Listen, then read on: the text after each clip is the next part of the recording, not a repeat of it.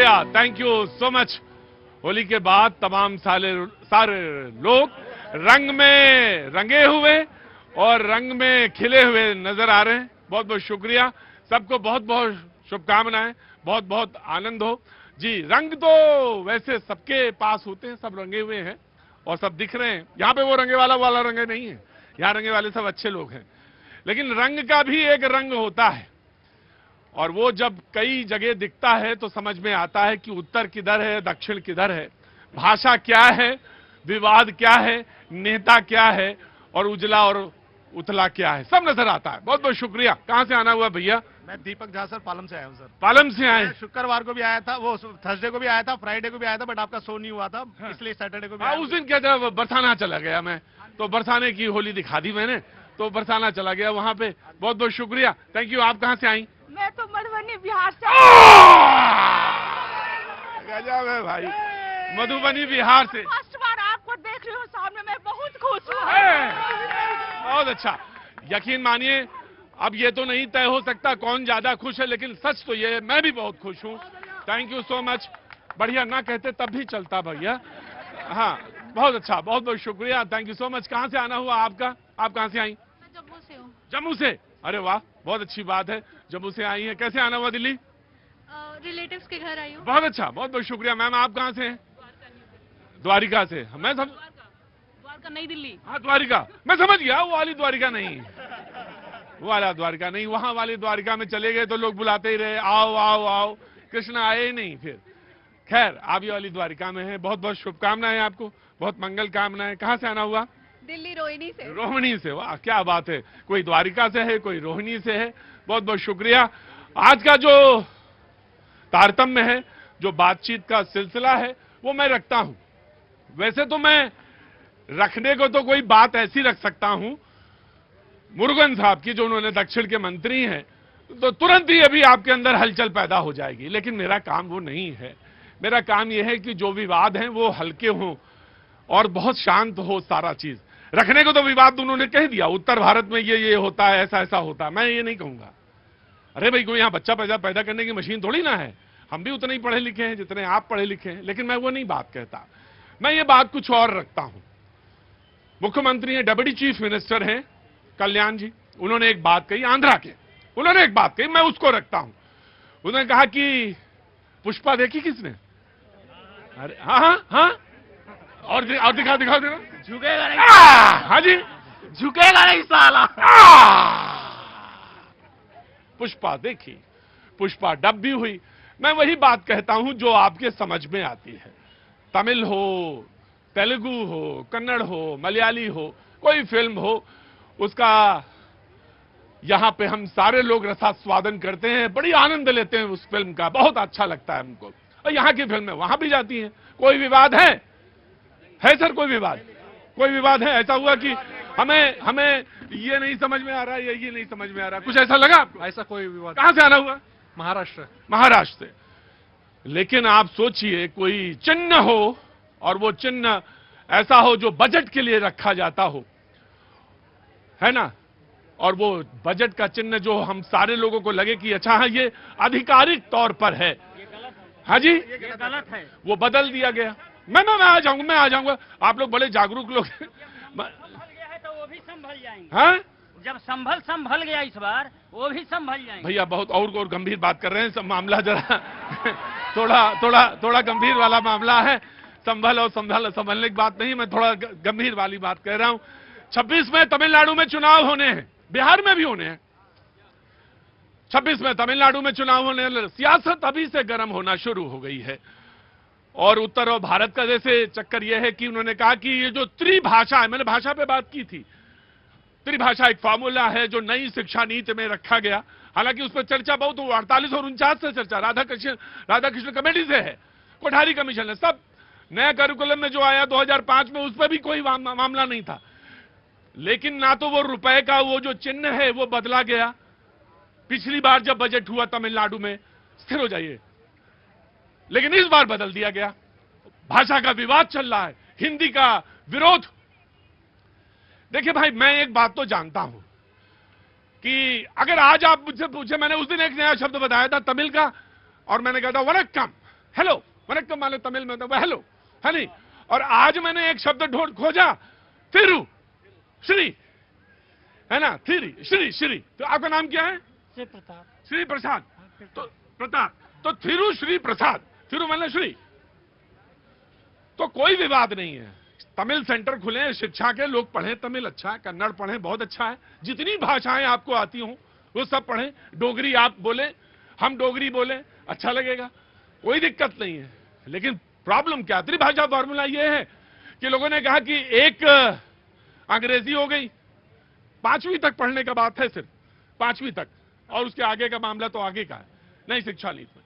बोले एक तो अंग्रेजी हो गई, एक क्षेत्रीय भाषा, कोई भी भाषा जो मातृभाषा है, मान लीजिए, मैं वहां की बात कर रहा हूं पहले, हाँ, और एक जो है वो भाषा चुननी और है।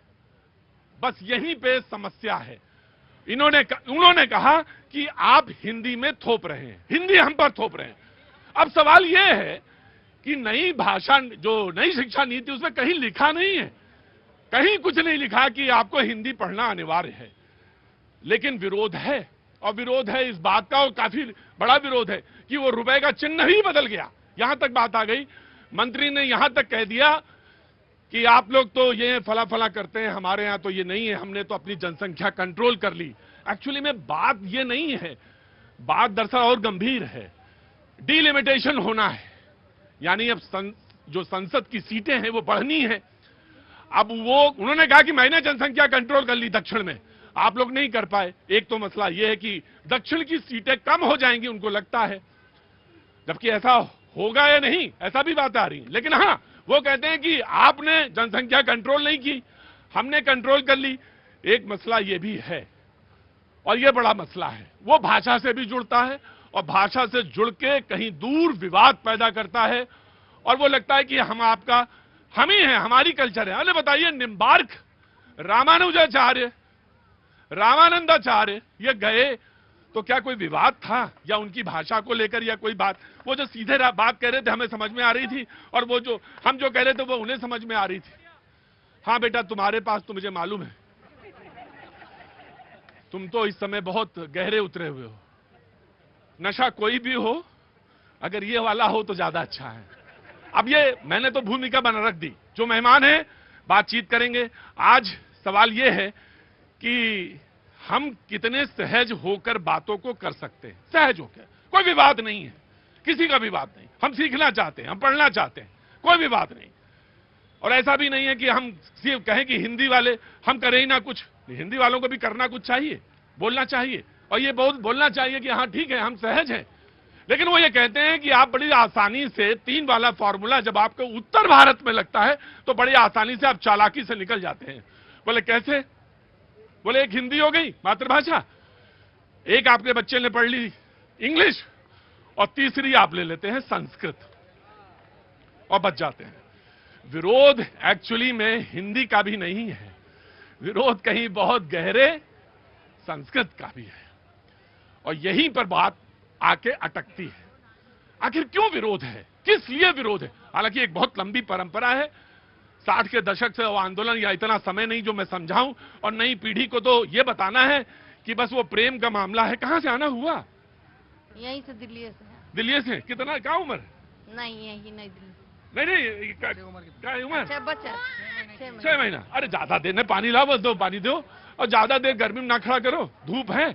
मुझे लग रहा है कि पानी आनी, हाँ आपको अच्छा लगेगा, ये लो पानी पिलाओ, जब मन लगे उतनी चले जाना। फिर आप जो लोग आज मौजूद हैं, अवधेश कुमार जी वरिष्ठ पत्रकार है, हिंदी में ही लिखते हैं, बहुत बहुत शुक्रिया।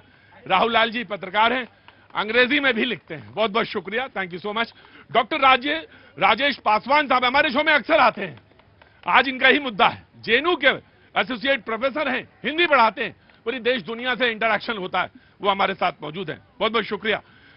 शर्मिष्ठा शर्मा है, बहुत बहुत शुक्रिया, पत्रकार हैं, बहुत बहुत शुक्रिया, थैंक यू सो मच, बहुत बहुत शुक्रिया। और हमारे साथ कांग्रेस के प्रवक्ता भी मौजूद हैं, रोहन जी, हाँ जी, रोहित पांडे जी, बहुत बहुत शुक्रिया, thank you so much. Hindi ही बोलते हैं, है ना जी?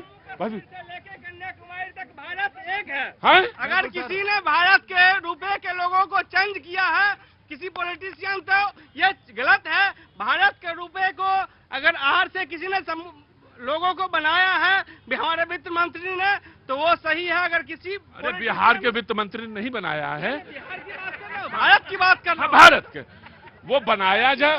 हाँ हाँ हाँ, उदय वो डीएमके के मंत्री थे, उन्हीं के बेटे ने IITN है 2010 में बनाया था। 2010 में, बड़ी रोचक बात है, 2010 में बना वो जो INDIA है उसी का वो घटक था डीएमके। सहज स्वीकृति के साथ बना वो रुपया है ना, रुपये कहते हैं तमिल में, यह वो तब स्वीकृत हो गया। आज विरोध है, तो विरोध क्यों है? 26 के लिए विरोध है, क्यों है? मैं छोड़ता हूं बातचीत। अब रुको, उत्तेजना नहीं, कोई उत्तेजना नहीं, कोई उत्तेजना की जरूरत नहीं। विनम्रता के साथ, जो खून आपका है, जो डीएनए आपका है, वही डीएनए उनका भी है ना? तो बस आराम से। जी जी बिल्कुल आप हैं। मैं पूछता हूं आपसे, देखिए, यदि चुनाव है और चुनाव ऐसा लड़ाई करने का, आज क्या खाली रुपया का विषय नहीं था। उन्होंने आज जो हमने 2010 में पड़ाव दादा ने जिसको अप्रूव किया था उसको तो चेंज किया ही। भारत का तिरंगा कल को चेंज कर देंगे, क्योंकि ये राष्ट्रीय शब्द है, चिन्ह है, और राष्ट्रीय चिन्ह को कोई भी स्टेट गवर्नमेंट चेंज नहीं कर सकती। पहला विषय, मैं भारतीय जनता पार्टी की सरकार वहां होती तो यह हो नहीं सकता था। और दूसरा बात जो उन्होंने कही, जो ज्यादा जरूरी है, उन्होंने कहा नॉर्थ इंडियन पिग है। इसके ऊपर भी सहजता नहीं निभानी चाहिए। सहजता है, हम भाषा की सहजता कर सकते हैं, पर यदि वो वहां पर नॉर्थ इंडियन और साउथ इंडियन करेंगे और वो कहेंगे कि नॉर्थ इंडिया में 5-5 आदमी एक महिला से शादी करते हैं, तो जवाब तो उनको हर नॉर्थ इंडियन को, हर भारतीय को देना पड़ेगा। सहजता से वो समझ रहे होते तो ये विषय को खड़े नहीं करते। उन्होंने यहां तक कहा कि हमारे टॉयलेट में वो आके सफाई करते हैं नॉर्थ इंडियन। ये कौन सी भाषा है? और हम जवाब नहीं दे रहे। राहुल गांधी उस पार्टी के, उस इंडिया अलायंस के नेता है, एक जवाब नहीं आया आज उनका। मैं अवस्थी जी कुछ नहीं कहूंगा। आप कांग्रेस से जो पूछना पूछ लीजिए। भाई एक मिनट, आपको जो कांग्रेस से पूछना पूछ ली, नहीं, आप कांग्रेस से जो पूछना चाहें पूछ लीजिए, लेकिन मैं एक बात कहता हूं, भाई दोनों को मैं भगाऊंगा, इसे चुपचाप। आपको जो कांग्रेस से पूछना पूछिए, यू आर फ्री। लेकिन मैं एक बात जरूर कहता हूं, सहज होके, विनम्र होकर, भाषा पे, मर्यादा पे कंट्रोल होके। कोई बात आपको हम कन्वे कर रहे हैं, आप हमें मालूम है ये भावनात्मक मुद्दा है, भाषा का मुद्दा है, संस्कृति का मुद्दा है, तमिल संस्कृत का मुद्दा है। आप कहते हैं कि हम तमिल डिराइव ही नहीं है संस्कृत से, आप यहां तक कहते हैं, ठीक है, आपकी बात है, सुनी जानी चाहिए, एड्रेस की जानी चाहिए। लेकिन चुनाव ही सब कुछ नहीं है, 26 ही नहीं है। ये देश 2047 का सपना देख रहा है, लिहाजा बहुत संभल के और समझ के। जी कांग्रेस को। जी देखिए, ये बहुत बड़ा मुद्दा तो आप लोग बना रहे हैं। करिए, बंद कर देते हैं, चलिए आ जाए। नहीं, एक मिनट पांडे नहीं, यहाँ भाई एक मिनट, आप कहिए तो बंद करें, कबीर गाओ शुरू कर दो। पांडे जी, मैं तो मैं चाहता हूं कि अगर मैं बना रहा हूं तो उसको बंद करो और इसमें बजाओ कबीर। प्रतीक जी, अगर रुको, प्रतीक जी, अगर आप लीगली बात करेंगे तो भारत का कोई नेशनल लैंग्वेज नहीं है। अगर लीगली बात करते हैं, आज तमिलनाडु के लोग हिंदी के खिलाफ नहीं है, हिंदी को जबरदस्ती थोपने के खिलाफ है। कैसे बताइए, मुझे बताइए कैसे? मैं बताऊं। देखिए, अगर संवैधानिक भाई अगर हम बात कर रहे हैं, हम तुमसे पूछ लेंगे क्या करते हो बेटा? सर ये बताओ। अरे गलत नहीं है, मैं तुमसे पूछ रहा हूं, मेरी बात सुनो, क्या करते हो बेटा? मैं सर अकाउंट्स की जॉब करता हूँ हरीश बेकरी में। हर्ष भाई ठीक है, पर सुनो, पहले बहस करना तभी होता है जब आप सुनते हैं। बेटा पहले विनम्रता आनी चाहिए। जी, विनम्र होके बगैर बहस नहीं होती। जी देखिए, अगर संविधान की बात करते हैं तो संवैधानिक तरीके से उल्लंघन है अभी जो भी हो रहा है। अगर थोपा जा रहा है तो संवैधानिक तरीके से उल्लंघन है पहला। देखिए, अगर आपको संविधान में कुछ संशोधन करना है तो आपको ट्विटर पे और सोशल मीडिया में बात करने की जरूरत नहीं है, आपको पार्लियामेंट में बिल पास करना होगा, संविधान में संशोधन करना पड़ेगा, तब जाकर के कोई लैंग्वेज जो है आपका राष्ट्रीय लैंग्वेज क्यों नहीं बनाना चाहते? आप कहते हैं कि हिंदी का जो है बहुत ज्यादा हिंदी लोग बोलते हैं, इसलिए हिंदी जो है रख देना चाहिए। हम कहते हैं कि सबसे ज्यादा कौवा है, कौवे को राष्ट्रीय पक्षी क्यों नहीं बना रहे आप? मोर क्यों रखा आपने? तो बनाइए आप। सुंदर है। भैया सुंदर की बात नहीं है। अगर आप कहते हैं कि हिंदी ज्यादा बोली जाती है इसलिए राष्ट्रीय जो है भाषा होनी चाहिए वो हिंदी होनी चाहिए, ये कोई बात नहीं है। इसलिए कह रहे देखिए, हैं एक भाई, बात- इसलिए कह रहे अगर हैं आप भाई, रुको यार, रुको। मोर सुंदर है इसलिए राष्ट्रीय पक्षी है, और हिंदी हमारे माथे की बिंदी है। हम भावनात्मक रूप से नहीं कह रहे हैं इसको, इसलिए हमने उसको वो दर्जा दे दिया। एकता और अनेकता की अगर बात करेंगे, आपने देखा होगा ये डाइवर्सिटी जो है, ये कल्चर देखिए। आज मैं आपको बताऊं कि अगर जबान की जंग छिड़ी तो ये शब्दों का ही नहीं, इस शब्दों का ही नहीं, ये दिलों को भी जख्मी करेगा। ये पॉलिसी का मैटर नहीं है, ये कल्चर प्राइड का मामला है। ये कल्चर प्राइड का मामला, चैलेंज करिए उसको जाकर के। आप क्यों नहीं रखते हैं उस पटल पे आप संविधान को? बस पांडे जी, मैं आ रहा हूं। कल्चर ऑफ प्राइड का मामला है, of course culture of pride का मामला है। इसको राजनीति के गलियारे में कैसे भटकाया जाता है बेटा, मैं तुम्हें बताता हूं। 8वीं शताब्दी में शंकर चलते हैं, शंकराचार्य कहां से चलते हैं? केरल चलते हैं ना, और वहां से चलते हैं कहां तक आ जाते हैं? बद्रीनाथ, केदारनाथ तक पहुंच जाते हैं। कहीं कोई विवाद है? चारों मठ स्थापित करते हैं, कहीं कोई विवाद है? निम्बार्क पे कोई विवाद है? अच्छा छोड़ो ये सब, हम कहते हैं राम पर विवाद है आपको, है ना? आपको राम लग सकता है विवाद। दक्षिण में आप कहते हैं ना रावण को लेकर बात है, राम को लेकर बात है। आपके भी वही आराध्य हैं शंकर, और राम के भी वही आराध्य हैं।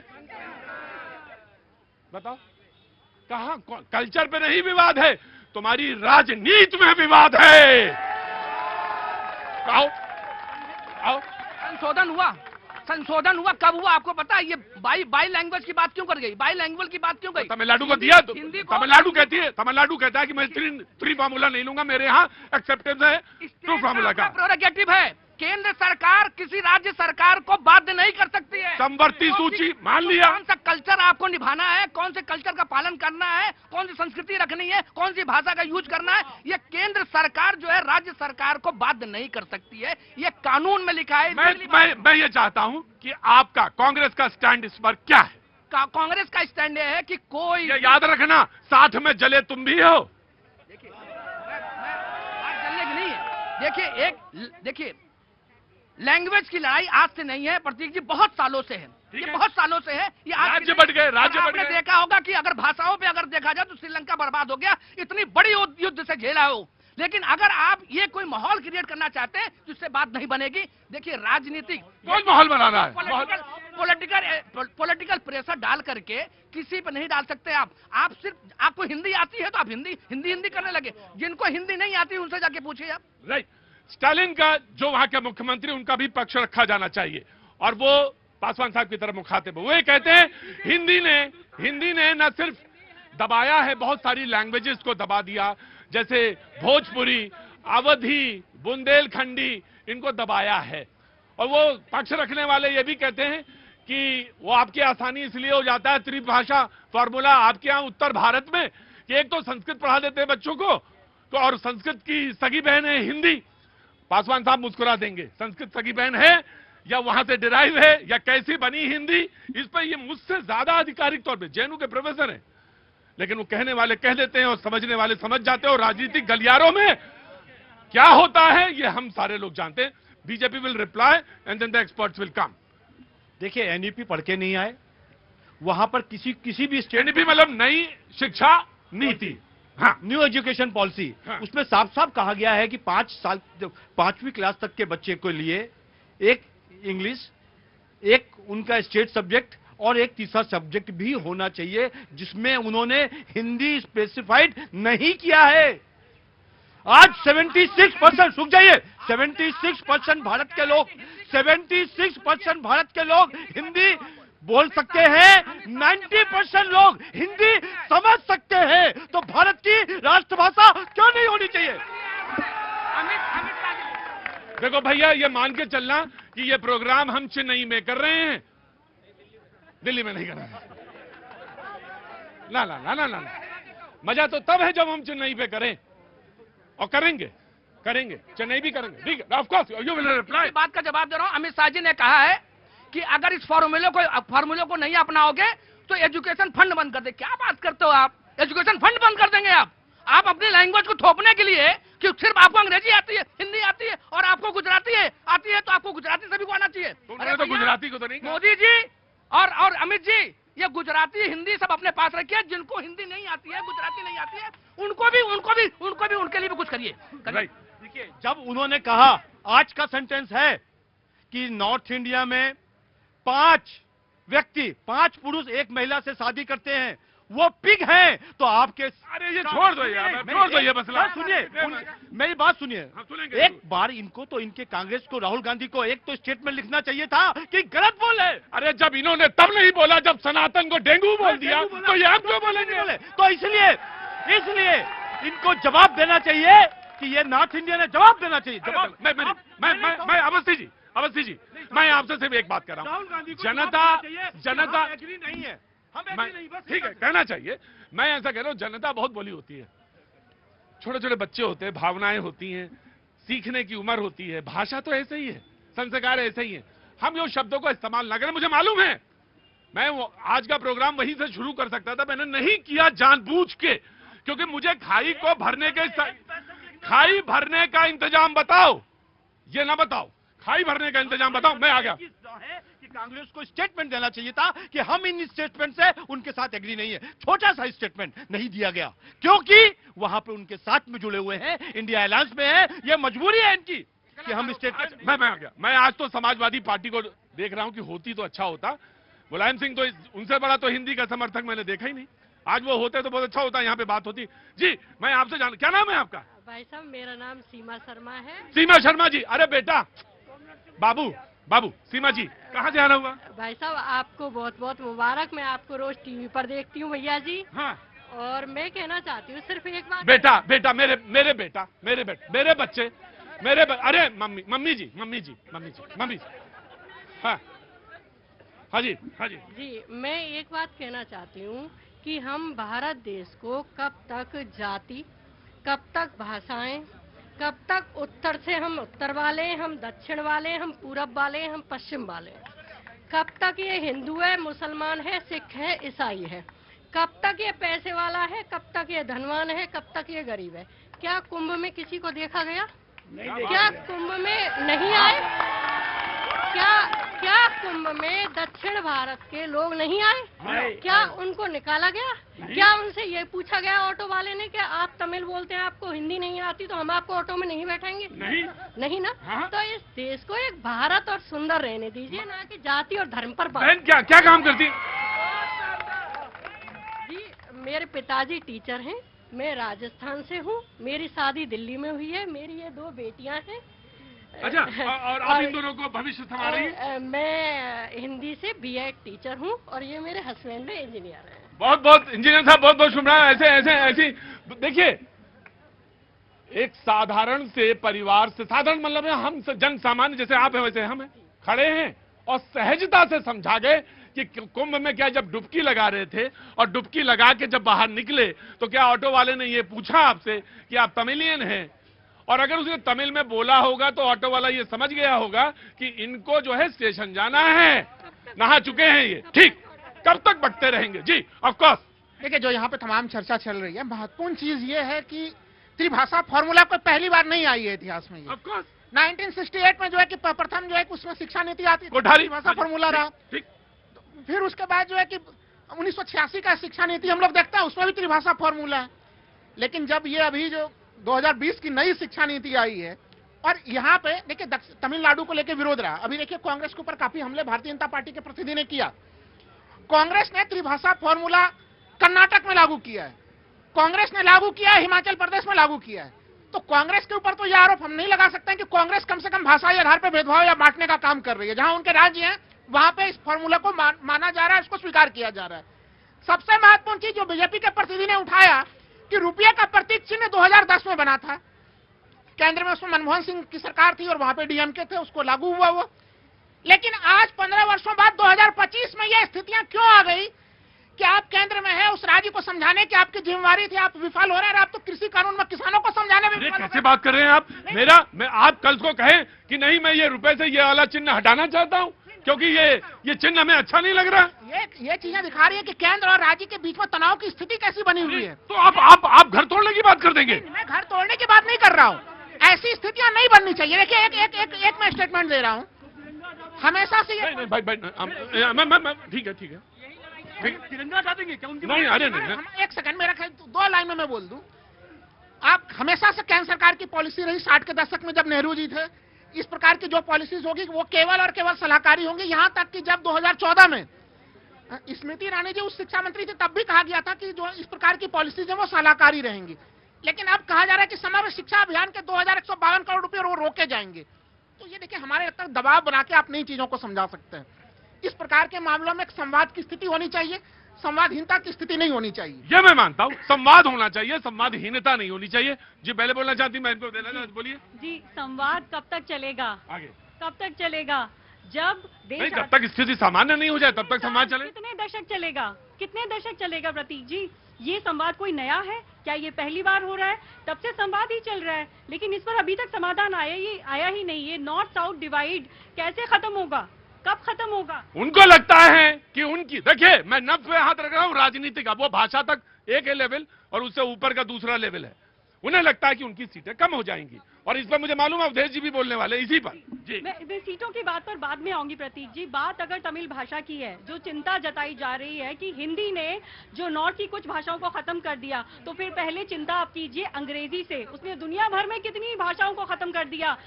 अंग्रेजी तो हिंदी को खत्म करने के तार पे आप नॉर्थ इंडिया में देखिए, कितने मध्यम वर्गीय परिवार में जहां बच्चे हिंदी स्पीकिंग तमिलीज हैं और बच्चे हिंदी नहीं बोलना जानते ठीक तरह से, तो पहले आप अंग्रेजी को देखिए। और अगर बात अपनी संस्कृति की है, अपनी भाषा की है, तो तमिलनाडु में क्या सिर्फ एक तमिल भाषा है? वहाँ 10 अलग भाषाएं हैं। पेटकुरुम्बु है, तोड़ा है, येरवला है, इतनी भाषाएं हैं। तो फिर उनकी संस्कृति की बात के बारे में भी बात, जो बात वो हिंदी के लिए कहते हैं कि उन्होंने भाषाएं खत्म करी हैं, वैसे ही तमिल के लिए। लेकिन मैं एक बात वो ये और कहते हैं, और जो कही जानी बोले बहुत सहज होगा, बोले थोपी तो नहीं, लेकिन क्योंकि हिंदी का एक बना बनाया स्ट्रक्चर है आपके पास, और वो बना बनाया स्ट्रक्चर स्कूलों में मौजूद है, तो जब आप कहते हैं त्रिभाषीय फॉर्मूला, तो एक तो अंग्रेजी ले लेता है, एक तमिल ले लेता है, और तीसरा वो घूम फिर के हिंदी ही चुनता है, क्योंकि वहां पे टीचर ही वही है।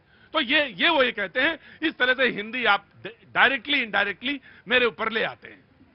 प्रतीक जी, अगर हम लोग इसको केवल हिंदी और तमिल मान लेते हैं तो ये तो फिर हम पूरे इतिहास को, जो द्रविड़ राजनीति है, उस इतिहास को ही हम ध्यान में नहीं रखते हैं। तो आप पेरियार से शुरू करिए, अन्ना हजारे तक। मैं तो पहले हमारे भाई की जो मोर और कौवा आया, मैं मतलब इतना डर गया हूं कि क्या भारत के लोग इस प्रकार से अपने राष्ट्रीय पक्षी के, इनको पता है कि विश्व में वैज्ञानिकों ने मोर को सबसे ज्ञानी, सबसे बड़ा साधक, हाँ जी हमने एक उदाहरण दिया है, इसको दूसरे तरीके से मोड़िए आप। हाँ, देखो राष्ट्रीय चिन्ह।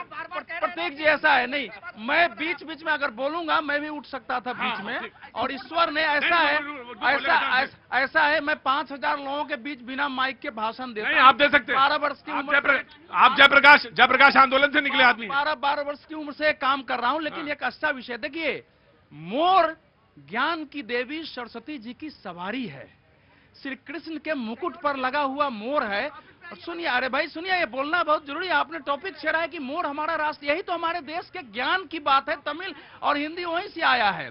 टोक टाक मत करिए सर, थोड़ा लोकतांत्रिक होने दीजिए, नहीं तो आप बोल नहीं पाएंगे। मेरे पास भी मैं लोगों को इतना भड़काऊंगा कि आप एक शब्द यहाँ नहीं बोलेंगे। तो यही तो बदतमीजी है ये। अगर मैं इनके बीच में नहीं बोला हूं तो ये कौन होते हैं बीच में बोलने वाले?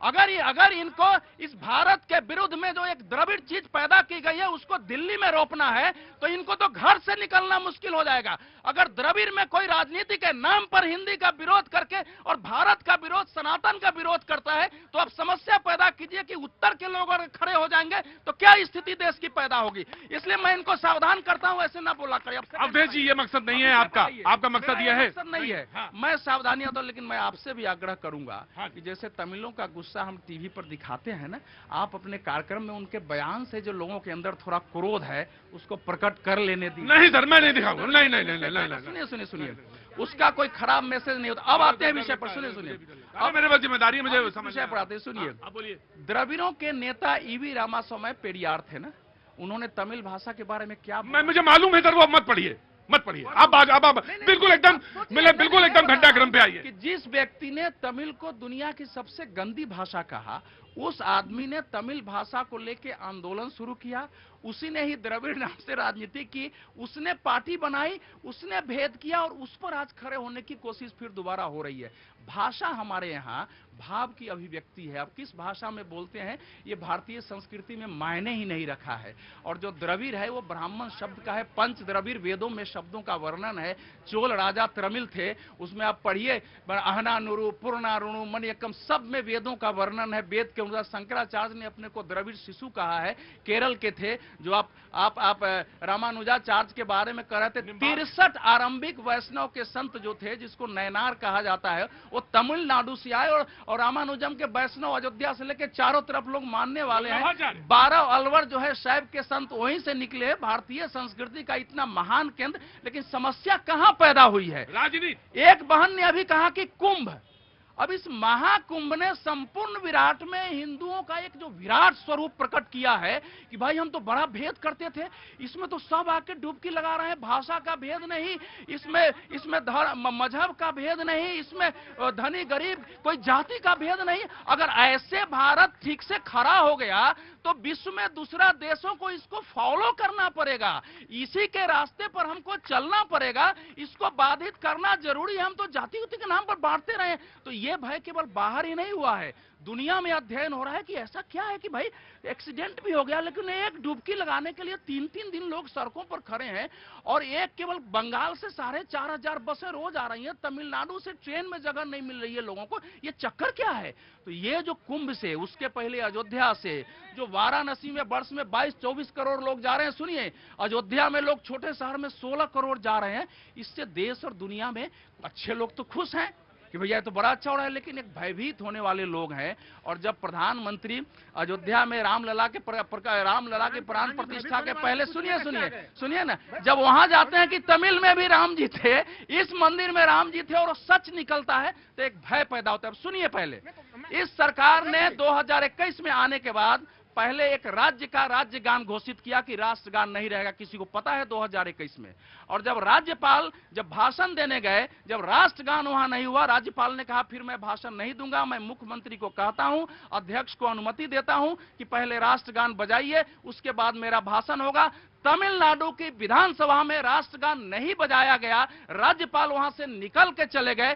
कांग्रेस पार्टी ने राज्यपाल के विरुद्ध वहां वॉकआउट किया है। क्या ऐसी कांग्रेस जो राष्ट्रगान के विरोध का विरोध नहीं कर सकती है, उसके प्रवक्ता से हम उम्मीद करते हैं कि वो समर्थन करेंगे। सेकंड बात आप आइए, नहीं ऐसे एक जगह से नहीं शुरू हुआ है ये, तो ये एक लंबी, जब इस समय तमिलनाडु में हिंदियों के कोचिंग इंस्टीट्यूट चल रहे हैं, गांव लोग पहुंच रहे हैं। बड़ा अच्छा एक संदर्भ दिया। नहीं, अभय जी, आपने कुंभ का बड़ा अच्छा संदर्भ दिया कि कुंभ में सब भाषा संस्कृति सब मिलकर एक हो गए थे।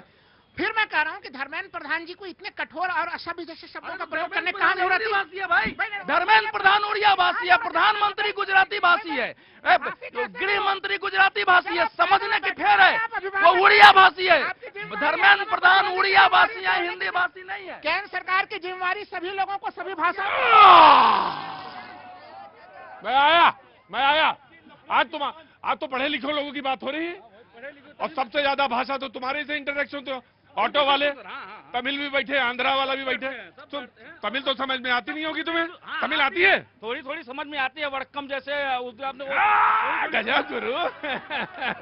अच्छा, एक बात और कहना चाहता हूँ, इस देश की राजनीति में इतना गंदापन हो गया है कि अभी महाकुंभ देखे हैं, फिर भी इनको समझ में नहीं आ रहा है। इनको झटका लग चुका है, ये हड़बड़ा गए हैं कि 66 करोड़ एक महाकुंभ में जाकर के डुबकी लगा लेते हैं। ये घबरा चुके हैं कि जो भारत को तोड़ करके राजनीति करते थे, आज जो जुड़ रहे हैं, इनके लिए खतरे की घंटी सा दिख रही है। ये भाषा, इन्होंने जाति में, भाषा में सिर्फ अटकाया है, भारत को भटकाया है। आज जब भारत खड़ा हो रहा है, आत्मनिर्भर हो रहा है, तो इनको तकलीफ हो रही है। अजीब सी बात है कि परिसीमन पर विरोध है, लेकिन जातिगत जनगणना पर पक्ष है कि ये होना चाहिए। मैं just give me a second, just give me Paswan साहब देखिए, प्रोफेसर को सुनना है तो बड़े शांत से सुनना पड़ेगा। हाँ जी, देखिए नेता लोग, भाई एक मिनट बेटा। हाँ जी, नेता लोग क्या कहते हैं, उनके समर्थक क्या कहते हैं, मैं उन पर तवज्जो नहीं देता, क्योंकि वो लोग भी मेरी बातों पे तवज्जो नहीं देते। दूसरी बात यह है कि देखिए, आपने शुरुआत में कहा था ना सहजता वाली बात, सहजता में करनी है। एक मध्यकाल की एक बहुत प्रसिद्ध पंक्ति है, सस्की रथ है कूप जल भाखा बहता नीर। वाह, तो भाखा बहता नीर, भाखा माने भाषा। संस्कृत उस समय के विरुद्ध, एक शास्त्रीय भाषा के विरुद्ध पक्के थे। निकल रही है। तो जैसा आपने उदाहरण दिया, उदाहरण को अलग अर्थों में देखें। जब संविधान सभा की बातें हो रही थी, राजभाषा के बारे में चर्चा हो रही थी, उसमें मुख्य मुद्दा यह था कि जो बहुत अधिक बोलने वाली भाषाओं वाले लोग हैं, वो कम बोलने वाली भाषाओं पर हावी न हो जाए। इस वजह से संविधान में 22 राजभाषाओं, 14 और बाद में 22 राजभाषाएं बनाई गई है, और इस समय भारत देश में 22 राजभाषाएं हैं। इसका मतलब है कि हमारा देश, हमारी संवैधानिक संरचना बहुलतावादी है, विविधतावादी है, और पूरे देश की भाषा, साहित्य, संस्कृति, उनके महापुरुष, उनका साहित्य, सब कुछ बन के भारत, मिल के भारत बनता है। त्रिभाषा सत्र वाला जो आपने फॉर्मूला बताया, आपने बहुत सही बताया। हम उत्तर भारत वालों ने हिंदी, अंग्रेजी और संस्कृत में निपटा लिया। अपेक्षा ये होती है कि यदि भारत में दक्षिण भारत भी शामिल है, मध्य भारत भी शामिल है, तो वहाँ की भाषाएं भी तो हमारा हिस्सा होना चाहिए, हमें अध्ययन अध्यापन का हिस्सा होना चाहिए। जवाहरलाल नेहरू विश्वविद्यालय में एकमात्र ऐसा विश्वविद्यालय है जहाँ पे एमए हिंदी के छात्रों को उर्दू भी पढ़ना पड़ता है और उर्दू के छात्रों को हिंदी भी पढ़ना पड़ता है। इसके साथ ही साथ वहाँ पे तमिल भी है, वहाँ पे उड़िया भी है, और अभी वर्तमान वीसी महोदय की सर, वो एक बात मैं भी बता दूं, वहाँ पे मेरे यहाँ भी ग्रेजुएशन में लखनऊ यूनिवर्सिटी में एक लैंग्वेज तो आपको पास आउट करनी पड़ेगी, अदरवाइज डिग्री नहीं मिलेगी। मेरा ये मानना है कि 22 भाषाएं हैं, 22 भाषाओं से मिलकर देश बना है, तो सभी केंद्रीय संस्थानों, विश्वविद्यालयों में सभी भाषाओं में पढ़ाई होनी चाहिए। जैसे हमारे राजनेता जब दक्षिण भारत में जाते हैं तो वरना कम बोलते हैं, कुछ और भाषा बोलते हैं। भाषा एक दूसरे को अपने वोट बैंक को मजबूत करने का जरिया है। यहाँ वाले वहाँ का भाषा इस्तेमाल करते हैं, वहाँ वाले भी इस्तेमाल करते हैं कि उसके बहाने इमोशंस को भड़काएं और अपने वोट बैंक को पक्का रखें। और देखिए, नेताओं का रास्ता जहां भी पड़ जाएगा, इनका पैर जहां भी पड़ जाए, धर्म में, जाति में, खेत में मट्ठा है, वो खेत में मट्ठा है। मैं आया जी। गलत बात है, ये बिल्कुल गलत बात है। 90% से ज्यादा लोग भारत के हिंदी समझते हैं, कोई बोलता है हिंदी समझते हैं, और यदि किसी प्रदेश के लोग हिंदी पढ़ेंगे तो पूरी भारत को समझेंगे। चलिए, ये विषय भी नहीं है, पर आज मैं ये कहता हूं, जब उन्होंने कहा कि हिंदू समाज के अंदर इतनी जातियां हैं और इस जातिगत तरीके से इनकी एक गणना होनी चाहिए, उन्होंने क्यों कहा ये सब? उन्होंने कहा कि हिंदुओं को अलग अलग तरीकों से, डीएमके की राजनीति है वो। नहीं, उनका ये कहना था कि हिंदुओं को बांट दो। देखिए, विषय समझ में आना चाहिए कि हिंदुओं को यदि 10 जातियों में बांट दोगे तो कौन हरा पड़ाएगा सनातन को? और इस विचारधारा के कारण देश जो नफरत की बाजार को खत्म करने आया था, उसने नफरत की दुकान ही खोल ली। इनकी बात से ही लगता है कि नफरत भरी हुई है इनके अंदर। एक तो ये, इसलिए इन्हीं से मैं बोलना चाहता हूँ कि नफरत के बाजार में भैया मोहब्बत की दुकान खोल लो। बहुत बहुत भैया जी की जय नहीं भारत। बहुत बहुत शुक्रिया, थैंक यू सो मच। बातचीत के सिलसिले को एक बार फिर से शुरू करेंगे। बात आज विवाद की नहीं हो रही थी, बात यह हो रही थी कि कैसे रास्ते निकाले जाएं। हाँ, राजनीति में तो विवाद होता ही है, राजनीति के गलियारे में विवाद चलता रहेगा। स्टार्ट से चल रहा है भाषा पे, त्रिभाषा फार्मूला 48-49 में राधाकृष्ण कमेटी से लेके और कोठारी से लेके 2005 का सारी बातें हैं, सारे लिखे पड़े, लेकिन निकालें कैसे, रास्ता कैसे निकालें। लेकिन क्योंकि नब्ज अगर हाथ पर रखेंगे राजनीति के गलियारे में तो डिलिमिटेशन तक पहुंचेगी बात, और वहां से फिर बात आगे बढ़ती है। और लेकिन मैं पहले भाषाविद को दे देता हूं, लिंग्विस्टिक के एक्सपर्ट हैं, भाषा के वैज्ञानिक हैं, मैं जानना चाहूंगा। जी, डॉक्टर राजेश पासवान साहब। बस मैं 2 बात कहना चाहूंगा। जो लोग हिंदी, तमिल, तेलुगु की वकालत करते हैं, जो राजनेता, उनके बच्चे इंग्लिश मीडियम स्कूल में पढ़ते हैं। दूसरी बात कहना चाहूंगा, जो व्यक्ति एक ही भाषा जानता है उसकी मानसिकता उससे संकीर्ण होती है जो कई भाषाएं जानता है। तो हम सभी सिर्फ एक भाषा, एक जाति, एक धर्म के भरोसे न रहें। हम पढ़ने में भी कई भाषाओं को पढ़ें, मित्रता में भी कई जाति, कई धर्मों, कई लिंग के लोगों के साथ मित्रता करें। हमारा उदार चरित्र होगा, हमारा मानस उदार होगा। एक और बात कहना चाहूँगा, धर्म सिर्फ हिंदू नहीं होगा, धर्म सिख भी होगा, मुस्लिम भी होगा, ईसाई भी होगा, बौद्ध भी होगा। ये मैं कहना चाहूँगा, जो दिल्ली का व्यक्ति यदि तमिलनाडु में जाकर के हिंदी में बात करने में असहज महसूस करता है, तमिलनाडु का आदमी भी अगर दिल्ली में आता है और तमिल में बात करता है तो उसे असहजता नहीं महसूस होनी चाहिए। ये कट्टरता नहीं चलनी चाहिए। I agree. देखिए ऐसा, एक सेकंड, अरे बीच में देखिए, मूल बात यह है कि एनईपी का जो उद्देश्य है वो केवल अंग्रेजी के वर्चस्व को धीरे धीरे खत्म करना, क्षेत्रीय भाषाओं में प्रतिभाओं को उभारना है। ये पहले जो तमिल भाषा में 5वीं तक की शिक्षा तो देनी ही देनी है, इसमें झूठ बोल रहे हैं। एनईपी के अनुसार 5वीं तक की शिक्षा देनी है। ये पहली शिक्षा नीति है जिसमें आपको इंजीनियरिंग, मेडिकल, सारे तकनीकी शिक्षा अपनी भाषा में देने की, और अनुवाद के लिए सरकार ने सभी 22 भाषाओं के 2-2 अनुवादक केंद्र में रखे हैं। सुनिए, राइट सर। देखिए भैया, हम तो जब देख रहे हैं, वहां पर जाके आप हिंदी में पूछ लो कि रास्ता कहां जाता है, वो जवाब नहीं मिलेगा। यदि हिंदी, वो दिल्ली में आएंगे और यदि वो रास्ता में पूछ देंगे तो हमारा ये ऑटो वाला उनके घर तक छोड़ के आएगा। मेरा ये कहना है कि सभी भाषाएं सबको आनी चाहिए। आपको 2 आती हैं, हमको 4 आती हैं, इनको 6 आती हैं। जितनी ज्यादा हम सीखेंगे उतना अच्छा है। विरोध नहीं करना चाहिए, भाषाओं को समझना चाहिए। ये कम्युनिकेशन का साधन है, ये कोई लोकल एरिया नहीं है। एक लाइन का समाधान, उत्तर भारत के स्कूलों में दक्षिण की कोई न कोई एक भाषा जरूर पढ़ाई जानी चाहिए। उसके बाद अगर समस्या रह जाए तो आप बताइए, कभी भी समस्या हो ही नहीं सकती, और उत्तर दक्षिण, पूरा पश्चिम का पूरा एक संगम की स्थिति बन जाएगी। और मैं भारतीय जनता पार्टी के प्रतिनिधि की एक चीज और कहूंगा, थोड़े अटल बिहारी वाजपेयी के आत्मा को ले लीजिए, उन्होंने जनसंख्या नियंत्रण। मैं एक बात कहता हूं, फिर मैं उस हिस्से पे आता हूं। मैं आ रहा हूं। आप फ्रेंच सीखना चाहते हैं, अच्छी बात है। आप चाइनीज सीखना चाहते हैं, बहुत अच्छी बात है। मैंड्रिन आप जानिए, बड़ी डिफिकल्ट है, लेकिन आप जानिए। आप फ्रेंच बोलना जानते हैं, बहुत अच्छी बात है। ड्यूश बोले, जर्मन बोले, बहुत अच्छी बात है। लेकिन अगर आप तमिल भी जानते हैं, कन्नड़ भी जानते हैं, तो ये और अच्छी बात है। तो ये कहीं ना कहीं चीज पिरोनी पड़ेगी। चीजें साउथ की मूवी को डब क्यों करते हैं फिर? ये पैसा, अरे क्योंकि अच्छी लगती है, पैसा कमाने के लिए जी। देखिए, तो है बीजेपी हिंदी चाहिए, नहीं, लाभ के लिए हिंदी चाहिए और भाषा में विरोध करेंगे। सवाल है कि उत्तर के लोगों को तमिल पढ़ने में समस्या नहीं है। जब यहाँ विरोध नहीं हुआ कि हम क्यों पढ़ें, तो तमिलों को भी हिंदी पढ़ने में समस्या नहीं होनी चाहिए। राइट। देखिए, मैं आपको बताऊं, आर्टिकल 345 में ये कहा गया है कि ऑफिशियल लैंग्वेज चुनने का अधिकार है। अब देखिए, उसमें 351 में भी, आर्टिकल 351 में लिखा है कि आप इस हिंदी या किसी लैंग्वेज की आप प्रचार कर सकते हैं, लेकिन आप इम्पोज नहीं कर सकते, आप किसी के साथ जबरदस्ती नहीं कर सकते। बीजेपी की जो गंदी राजनीति ये रही है, वो उन्होंने क्या किया है कि एक तो धर्म को एक मुखौटा बना करके उन्होंने कैसे उस पर चोट पहुंचाई।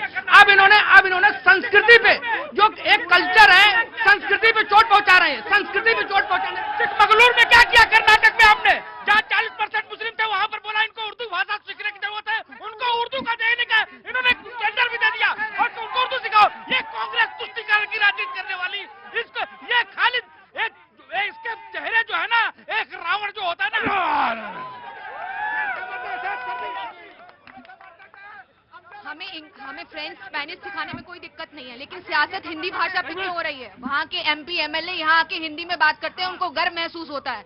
लेकिन मेरा कहना ये है कि वहाँ के एमएलए यूनिवर्सिटीज, कॉलेज चला रहे हैं, वहाँ हिंदी मीडियम, वो एक प्राइवेट यूनिवर्सिटीज में, प्राइवेट स्कूल्स में तो वो प्रोवाइड कर रहे हैं, लेकिन यहाँ पर सिर्फ रूरल पॉपुलेशन इफेक्ट हो रही है। उसका कौन सोचेगा? कॉम्पिटिटिव एग्जाम हिंदी में होते हैं। अगर आपको एक सेंट्रल गवर्नमेंट एक आपको अपॉर्चुनिटी दे रही है हिंदी सीखने की, तो क्या प्रॉब्लम?